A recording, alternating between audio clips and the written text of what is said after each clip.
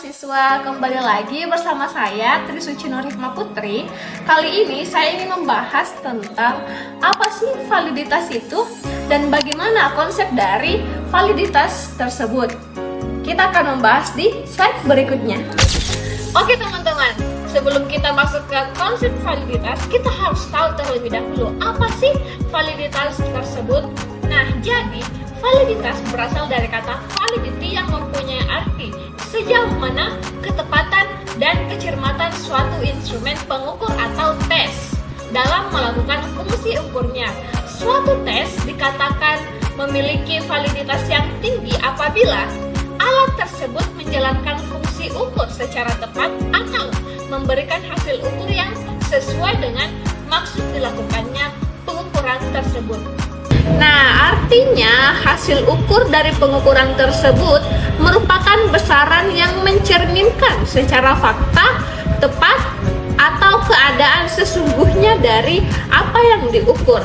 Nah, jadi validitas ini merupakan sejauh mana tes itu mengukur apa yang dimaksudkan untuk diukur dan alat ukur ini tidak terganggu. Barulah kita masuk ke konsep validitas. Ada 3 pendekatan dalam meneliti suatu alat ukur, yaitu yang pertama ada validitas isi, dan yang kedua ada validitas konstruk, dan yang ketiga ada validitas kriteria. Ini dikemukakan oleh Surya Brata pada tahun 2005. Kita bahas satu persatu ya teman-teman. Tadi saya sebutkan ada 3 pendekatan kan. Nah, yang pertama itu saya sebutkan ada validitas isi. Nah, jadi validitas isi ini ada dua teori yang dikemukakan oleh para ahli. Teori yang pertama itu menurut Haynes dan kawan-kawannya pada tahun 1995. Mereka mencetuskan bahwa validitas isi ini adalah sejauh mana elemen-elemen instrumen asesmen yang relevan dan mewakili konstruk alat ukur yang ditargetkan untuk tujuan tertentu.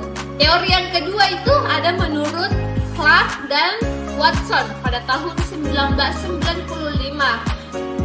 Ia berpendapat bahwa validitas isi ini adalah penjelasan tentang suatu alat ukur secara substantif atau disebut validitas substantif yang fokus kepada konseptualisasi dan sejauh mana konsep sebelumnya yang ditampilkan dalam kajian literatur. Nah, dari definisi yang saya jelaskan tadi dari para ahli tersebut dapat dijabarkan dalam berbagai istilah yang lebih luas. Nah, tadi saya sebutkan ada kata sejauh mana kan? Nah, kata sejauh mana ini berarti sejauh mana validitas isi telah dinilai atau memperoleh judgement secara kuantitatif. Selanjutnya ada validitas konstruk yang saya sebutkan tadi yang kedua kan teman-teman.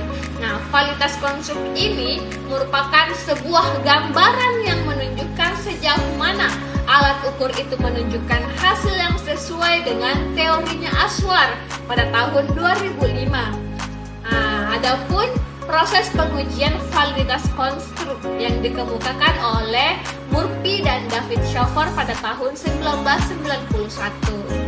Ia mengemukakan bahwa proses pengujian validitas konstruk ini adalah menghubungkan alat ukur itu dengan alat ukur yang lain yang memiliki kesamaan konsep dengan alat ukur lain yang secara teoritis berkaitan dengannya. Validitas konstruk biasa digunakan untuk instrumen yang dimaksudkan mengukur variabel konsep, baik yang sifatnya performansi, tipikal seperti instrumen untuk mengukur sikap, minat konsep diri, locus kontrol, gaya kepemimpinan, motivasi berprestasi, dan lain-lain, maupun yang sifatnya performansi maksimum, seperti instrumen untuk mengukur bakat atau tes bakat, inteligensi atau kecerdasan intelektual, kecerdasan emosional, dan lain-lain. Kita masuk ke pembahasan yang terakhir teman-teman, yaitu validitas kriteria. Nah, validitas kriteria ini adalah mengaitkan alat ukur dengan alat ukur ukur yang lain sebagai kriteria. Nah, apakah alat ukur itu bisa dijelaskan hasil korelasinya dengan kriterianya berdasarkan teorinya De Vries pada tahun 2003. Validitas kriteria ini bisa dikatakan dengan validitas empiris, yang berarti bahwa validitas yang ditentukan oleh kriteria, baik itu kriteria internal maupun kriteria eksternal. Nah, validitas empiris ini diperoleh melalui hasil uji coba tes kepada responden yang setara dengan responden yang akan dievaluasi atau yang akan diteliti. Nah, tadi kan saya bilang validitas kriteria ini berarti bahwa kita ditentukan oleh validitas kriteria baik itu kriteria internal dan eksternal kan teman-teman. Nah, kita harus tahu kriteria internal dan eksternal itu apa. Nah, kriteria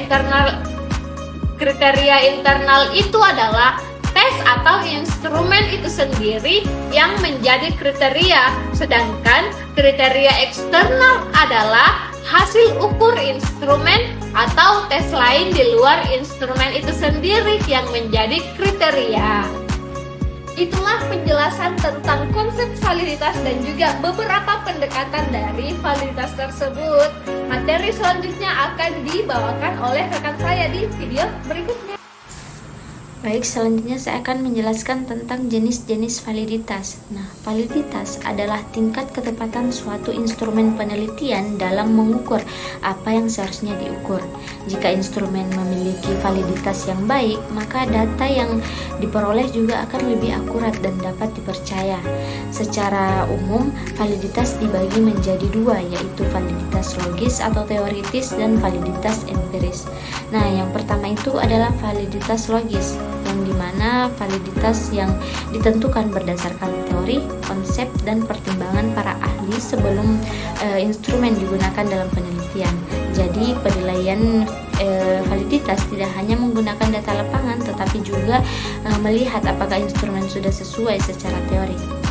Nah, validitas logis ini terdiri dari 3 jenis, yaitu yang pertama adalah validitas isi, di mana validitas isi ini menunjukkan sejauh mana isi atau materi dalam instrumen sudah mencakup seluruh aspek yang akan diukur.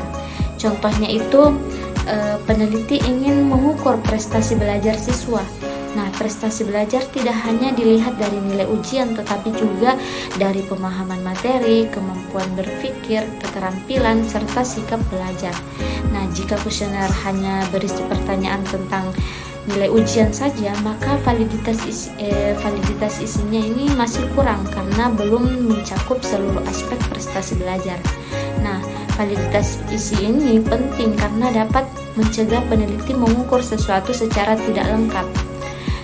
Yang kedua itu adalah validitas kriteria. Nah, validitas kriteria ini menunjukkan seberapa kuat hubungan antara hasil instrumen dengan ukuran lain yang dijadikan standar atau acuan. Contohnya, peneliti membuat tes kemampuan akademik siswa. Nah, kemudian hasil tes tersebut dibandingkan dengan nilai rapor siswa. Nah, jika siswa yang memperoleh nilai tes tinggi juga memiliki nilai rapor tinggi, berarti instrumen tersebut valid. Kemudian jenis validitas kriteria itu ada validitas prediktif. Nah, validitas prediktif ini mengukur kemampuan instrumen dalam memprediksi kondisi di masa depan. Contohnya, tes masuk perguruan tinggi digunakan untuk memprediksi apakah calon mahasiswa akan memiliki prestasi akademik yang baik di kemudian hari. Kemudian validitas konkuren. Nah, di mana mengukur hubungan antara instrumen dengan kriteria yang diukur pada waktu yang sama. Contohnya, peneliti membuat tes kecerdasan dan membandingkannya dengan tes IQ standar yang dilakukan pada saat yang sama. Nah, jika hasilnya hampir sama, maka instrumen tersebut memiliki validitas konkuren yang baik. Kemudian ada validitas konstruk, yang dimana menunjukkan sejauh mana instrumen mampu mengukur konsep atau teori yang menjadi dasar penelitian. Nah, konstruk adalah sesuatu yang sifatnya abstrak dan tidak dapat dilihat secara langsung. Misalnya motivasi belajar, kepuasan kerja, kecerdasan emosional, minat berwirausaha, serta kepercayaan diri. Nah, karena sifatnya abstrak, maka peneliti harus membuat indikator-indikator yang dapat mewakili konsep tersebut. Contohnya itu, peneliti ingin mengukur motivasi belajar. Nah, indikator yang digunakan misalnya itu semangat mengikuti pelajaran. Nah, rajin mengerjakan tugas, tidak mudah menyerah. Nah, jika pertanyaan dalam kuesioner sesuai dengan indikator tersebut, maka instrumen memiliki validitas konstruk yang baik.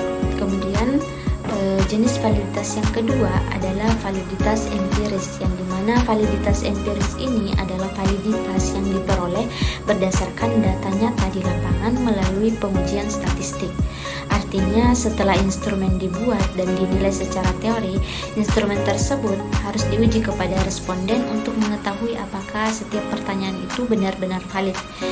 Contohnya, peneliti membuat 20 pertanyaan mengenai motivasi belajar dan menyebarkannya kepada 30 responden. Nah, validitas empiris ini membuktikan bahwa instrumen yang secara teori sudah baik dan juga benar-benar bekerja dengan baik ketika digunakan di lapangan. Nah, itu saja yang dapat saya sampaikan. Kurang lebihnya mohon dimaafkan. Saya serahkan kepada pemateri selanjutnya. Uji validitas instrumen merupakan suatu proses pengujian untuk mengetahui sejauh mana suatu instrumen penelitian mampu mengukur apa yang seharusnya diukur. Sebuah instrumen dikatakan valid apabila butir-butir pertanyaan itu benar-benar mewakili konstruk atau variabel yang diteliti, sehingga data yang diperoleh dapat menggambarkan keadaan yang sebenarnya. Karena itu, dalam penelitian kuantitatif, uji validitas sangat penting dilakukan sebelum instrumen digunakan kepada responden. Tujuannya agar kuesioner atau angket yang disusun tidak menghasilkan data yang menyimpan dari konsep yang ingin diukur, serta dapat meningkatkan kualitas hasil penelitian. Secara umum, validitas instrumen dapat dibuktikan melalui beberapa jenis bukti, yaitu validitas isi, validitas konstruk, dan validitas kriteria. Masing-masing jenis validitas ini memiliki fokus pengujian yang berbeda, tetapi semuanya itu bertujuan untuk memastikan bahwa instrumen benar-benar layak digunakan. Nah, sekarang kita masuk ke validitas yang pertama, yaitu validitas isi atau validitas konten. Nah, validitas ini berfokus pada kesenian isi instrumen dengan konsep atau variabel yang akan diukur. Nah, pengujian validitas ini dilakukan melalui analisis rasional dan biasanya dinilai oleh ahli atau expert judgment.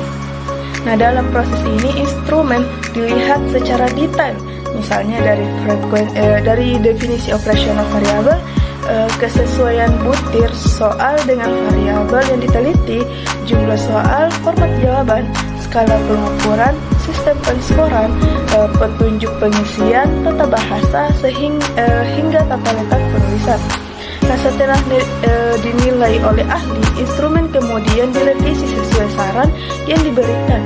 Jika ahli sudah menyatakan instrumen sesuai dari segi isi maupun format tanpa perlu perbaikan lagi, maka instrumen dapat dikatakan valid secara isi. Yang kedua adalah validitas konstruk. Nah, validitas konstruk menekankan pada sejauh mana alat ukur benar-benar menunjukkan hasil pengukuran yang sesuai dengan definisi teoritisnya. Artinya, sebelum menyusun instrumen penelitian, peneliti itu harus memiliki definisi variabel yang jelas dan didasarkan pada teori yang kuat. Nah, jika definisi variabel sudah tepat, kemudian item-item pertanyaan yang disusun juga sudah sesuai dengan definisi tersebut, maka instrumen dapat dinyatakan valid secara konstruk. Dengan kata lain, validitas konstruk memastikan bahwa alat ukur tidak hanya secara tidak hanya bagus secara bentuk, tetapi juga tetap tepat secara konsep. Nah, terus yang ketiga yaitu validitas kriteria.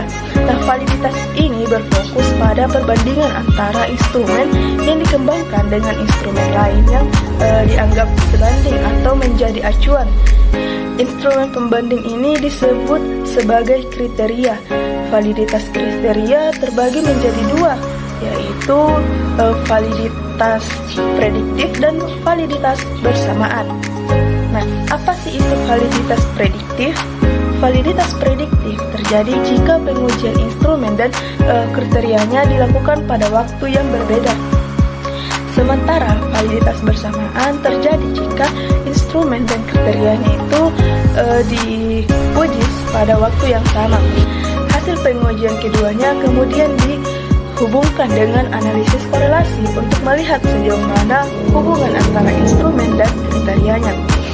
Koefisien korelasi yang diperoleh dari uji tersebut disebut sebagai koefisien validitas. Nilai koefisien ini berkisar antara 1 sampai -1. Jika nilainya mendekati 1, berarti hubungan antara instrumen dan kriteria sangat kuat dan hasil pengukuran relatif sama. Jika nilainya mendekati 0, berarti tidak ada hubungan yang berarti antara instrumen dan kriterianya. Semakin tinggi koefisien validitas, maka semakin baik kualitas instrumen tersebut. Dari penjelasan tersebut dapat disimpulkan bahwa validitas instrumen sangat penting dalam penelitian karena menentukan apakah alat ukur yang digunakan benar-benar mampu mengukur variabel yang diteliti. Instrumen yang valid akan menghasilkan data yang akurat, relevan, dan dapat dipertanggungjawabkan secara ilmiah.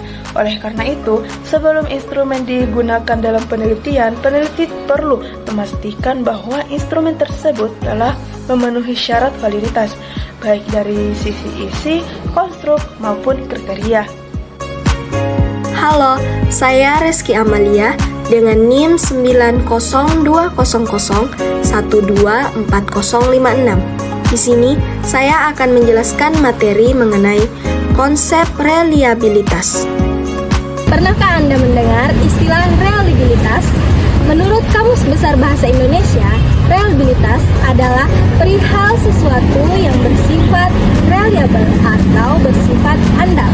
Nah, reliabilitas pun didefinisikan sebagai ketelitian, ketepatan dalam teknik pengukuran, keterandalan, serta kemungkinan suatu produk untuk dapat melakukan fungsi tertentu pada kondisi yang telah dinyatakan dalam periode waktu yang ditentukan. Untuk menentukan apakah metode penelitian Anda itu memberikan hasil yang dapat diandalkan, Anda harus melakukan tugas yang sama beberapa kali atau dengan berbagai cara. Nah, biasanya hal ini itu melibatkan perubahan beberapa aspek penilaian sambil mempertahankan kendali penelitian. Nah, contohnya itu biasa yang pertama menggunakan tes yang sama pada kelompok orang yang berbeda. Terus yang kedua yaitu menggunakan tes yang berbeda pada kelompok orang yang sama. Nah, kedua metode ini itu mempertahankan kendali dengan menjaga satu elemen tetap sama dan mengubah elemen lainnya untuk memastikan faktor lain tidak mempengaruhi hasil penelitian. Selanjutnya yaitu jenis reliabilitas, yang dimana Anda dapat memilih di antara beberapa jenis reliabilitas ini tergantung pada jenis penelitian yang Anda lakukan. Nah, ada beberapa jenis yaitu yang pertama retest reliability atau uji reliabilitas tes ulang, yang dimana metode ini itu dalam penelitian melibatkan pemberian tes yang sama kepada sekelompok orang lebih dari satu kali. Nah, jika hal tes serupa setiap kali Anda memberikannya kepada sekelompok sampel, hal ini itu menunjukkan bahwa metode penelitian Anda itu kemungkinan besar dapat diandalkan dan tidak dipengaruhi oleh faktor eksternal. Nah, yang kedua yaitu paralel reliabilitas, yang dimana strategi ini tuh melibatkan pemberian beberapa jenis tes kepada sekelompok orang yang sama untuk menentukan apakah hasilnya itu tetap sama ketika menggunakan metode penelitian yang berbeda.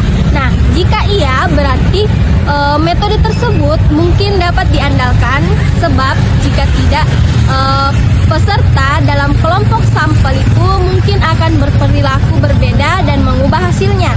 Nah, agar strategi ini itu berhasil, kita pentingnya memperhatikan yang pertama yaitu setiap metode penelitian mencari informasi yang sama. Terus yang kedua yaitu kelompok peserta berperilaku serupa untuk setiap tes. Yang ketiga yaitu reliabilitas antar penilai, yang dimana jenis ini tuh pengujian reliabilitas antar penilai melibatkan beberapa peneliti yang menilai kelompok sampel dan membandingkan hasilnya. Nah, hal ini itu dapat membantu mereka menghindari faktor-faktor yang dapat mempengaruhi penilai. Nah, jika sebagian besar hasil dari penilai yang berbeda serupa, kemungkinan besar metode penelitian tersebut itu dapat diandalkan dan dapat menghasilkan penelitian yang berguna. Nah, karena penilai itu mengumpulkan data yang sama dari kelompoknya, nah hal ini itu berguna untuk metode penelitian di mana setiap penilai mungkin memiliki kriteria yang berbeda, tetapi tetap dapat menghasilkan hasil penelitian yang serupa. Contohnya seperti observasi, wawancara, dan survei. Nah, yang keempat atau yang terakhir yaitu reliabilitas konsistensi internal. Nah, yang dimana strategi ini tuh dapat digunakan untuk mengevaluasi sejauh mana alat atau bagian tes yang berbeda menghasilkan hasil yang serupa setelah menyelidiki area atau objek yang sama. Nah, tujuan uji reliabilitas ini adalah untuk mencoba menghitung atau menganalisis suatu nilai dengan menggunakan cara yang berbeda.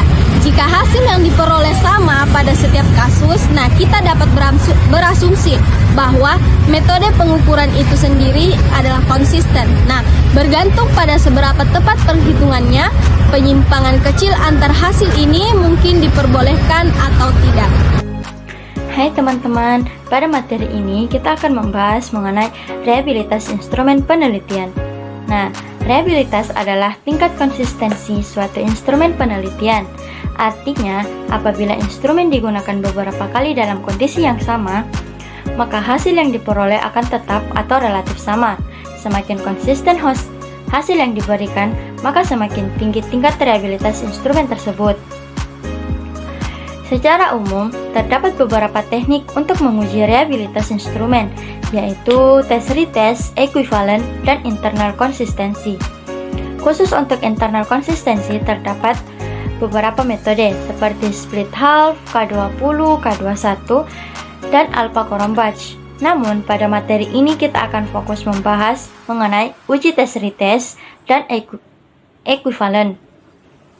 Nah, pembahasan pertama yaitu uji tes retest.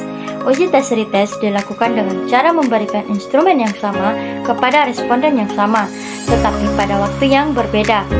Tujuan dari pengujian ini adalah untuk melihat apakah hasil pengukuran pertama dan kedua tetap konsisten. Reliabilitas instrumen diukur dengan melihat koefisien korelasi antara hasil pengukuran pertama dan hasil pengukuran kedua. Apabila koefisien korelasinya bernilai positif dan signifikan, maka instrumen tersebut dinyatakan reliable. Untuk menghitung hubungan antara kedua hasil pengukuran tersebut digunakan rumus kolerasi produksi moment. Pada rumus tersebut, RXY adalah koefisien korelasi produksi moment, N adalah jumlah responden, kemudian X adalah skor setiap item pada pengukuran pertama, dan yang terakhir ada Y adalah skor setiap item pada pengukuran kedua. Nah, setelah nilai koefisien korelasi diperoleh, langkah berikutnya adalah menguji signifikasinya. Pengujian signifikan dapat dilakukan dengan dua cara. Cara pertama adalah membandingkan nilai R hitung dengan nilai R tabel. Apabila R hitung lebih besar daripada R tabel, maka korelasi dinyatakan signifikan, sehingga instrumen dianggap reliable. Cara kedua adalah menggunakan uji T nilai dan T hitung, diperoleh dari rumus uji T yang menggunakan nilai koefisien korelasi dan jumlah responden. Nah, setelah nilai T hitung diperoleh, nilainya dibandingkan dengan T-tabel sesuai tingkat signifikansi yang digunakan. Biasanya 0,5 atau 0,1 derajat kebebasan atau dk, yang dimana dihitung dengan rumus N dikurangi 2. Apabila T hitung lebih besar daripada T-tabel, maka korelasinya dinyatakan signifikan dan instrumen dinyatakan reliable. Nah, selanjutnya kita akan memasuki pembahasan mengenai uji ekuivalen. Nah, uji ekuivalen berbeda dengan tes retest. Uji ekuivalen dilakukan dengan menggunakan dua instrumen yang berbeda, tetapi memiliki isi atau tingkat kesetaraan yang sama. Kedua instrumen tersebut diberikan kepada responden yang sama. Kemudian, hasil dari kedua instrumen dibandingkan dengan menggunakan korelasi produksi momen. Instrumen dinyatakan reliable apabila koefisien korelasi yang diperoleh bernilai positif dan signifikan. Pengujian signifikansi pada uji ekuivalen dilakukan dengan cara yang sama seperti pada uji tes retest, yaitu membandingkan R hitung dengan R tabel atau menggunakan uji T. Jadi, dapat disimpulkan bahwa tes retest digunakan untuk menguji konsistensi hasil dari instrumen yang sama pada waktu yang berbeda, sedangkan ekuivalen digunakan untuk menguji konsistensi hasil dari dua instrumen yang berbeda tetapi setara. Kedua metode tersebut sama-sama menggunakan korelasi produksi momen untuk mengetahui tingkat reliabilitas suatu instrumen penelitian. Cukup sekian materi dari saya, terima kasih. Selanjutnya saya akan menjelaskan mengenai uji reliabilitas dengan metode internal konsistensi. Sebelum masuk ke pembahasannya, kita perlu memahami bahwa reliabilitas adalah kemampuan suatu instrumen penelitian untuk memberikan hasil yang konsisten. Jadi, jika instrumen tersebut memang baik, maka setiap butir pertanyaannya harus mampu mengukur hal yang sama secara konsisten. Internal konsistensi adalah salah satu metode untuk menguji reliabilitas instrumen. Pada metode ini, instrumen cukup diberikan satu kali kepada responden. Setelah responden mengisi instrumen, peneliti tidak langsung melihat hasil akhirnya saja, tetapi juga menganalisis hubungan atau konsistensi antar butir pertanyaan. Artinya, setiap item dalam instrumen harus saling mendukung dalam mengukur variabel yang sama. Apabila semua item menunjukkan hasil yang konsisten, maka instrumen tersebut dikatakan reliable. Mengapa metode ini penting? Karena peneliti tidak perlu melakukan pengujian berulang kali seperti pada metode tes retest. Cukup satu kali penyebaran instrumen, kemudian hasilnya dianalisis. Cara ini lebih efisien, menghemat waktu, biaya, dan lebih praktis digunakan dalam penelitian, terutama penelitian yang menggunakan kuesioner. Nah, adapun teknik-teknik internal konsistensi itu ada 3. Yang pertama itu split half. Teknik ini digunakan pada instrumen yang hanya memiliki satu jawaban benar, misalnya soal pilihan ganda. Cara kerjanya cukup sederhana. Setelah responden mengerjakan soal, hasilnya dibagi menjadi 2 kelompok. Biasanya nomor ganjil dan nomor genap. Kemudian kedua kelompok tersebut dibandingkan untuk melihat apakah hasilnya konsisten. Jika nilai koefisien reliabilitas lebih dari 0,7, maka instrumen dianggap reliable. Teknik yang kedua itu KR20 dan KR21 atau biasa disebut dengan Fude-Richardson.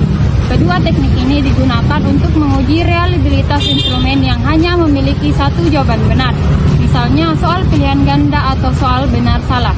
Tujuan penggunaan KR20 maupun KR21 adalah untuk mengetahui apakah seluruh butir soal memiliki konsistensi dalam mengukur kemampuan atau variabel yang sama.